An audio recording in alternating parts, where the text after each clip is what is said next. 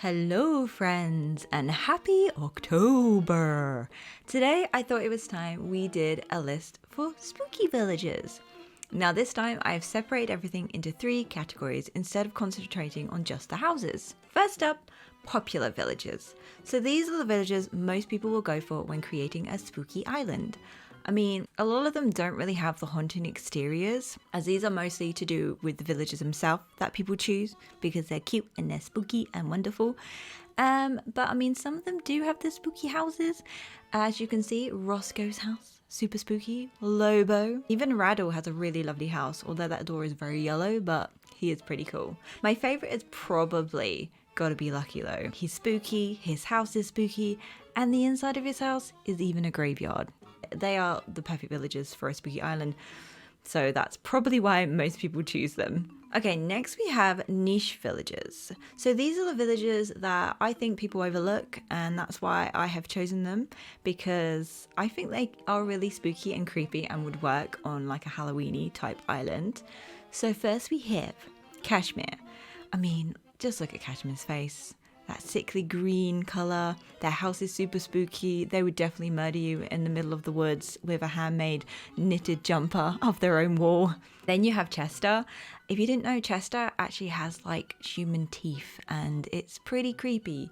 Even though he's kind of cute, he's creepy. And his house is really nice though. His house would look really nice in the middle of like the woods, really spooky. Got that lovely deep kind of bluey purple roof. I think it looks great.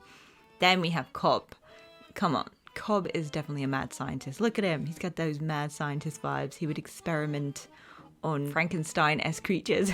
And his house is really cool as well because it's got that green, which again, you know, would really work in a spooky build.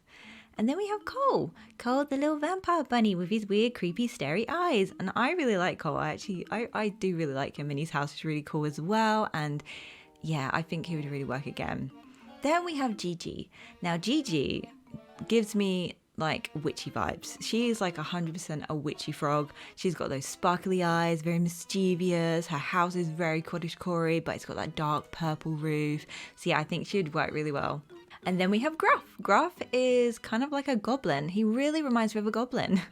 And his house is just one of my favorites. It's this really lovely dark green. It's wonderful. I think it really work well. And then we have Anacotti. And people are really like, Anacotti, really?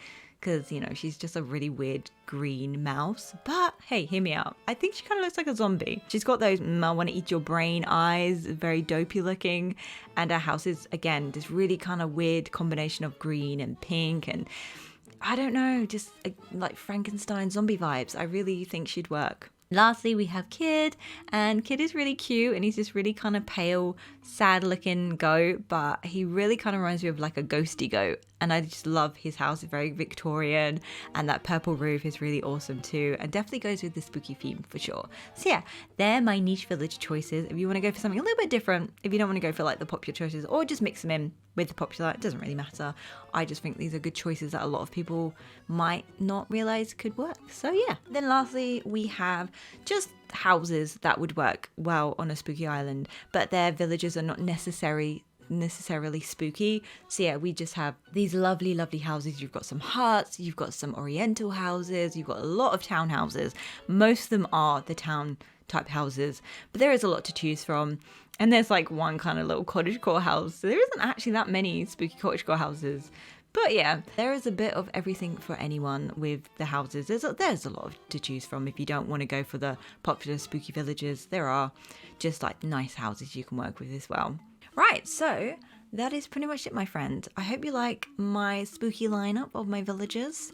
If you think I've missed anyone, let me know down below in the comments. Thank you so much for watching as always, and I hope you will have a spooktacular October, and I'll see you in the next one. Bye!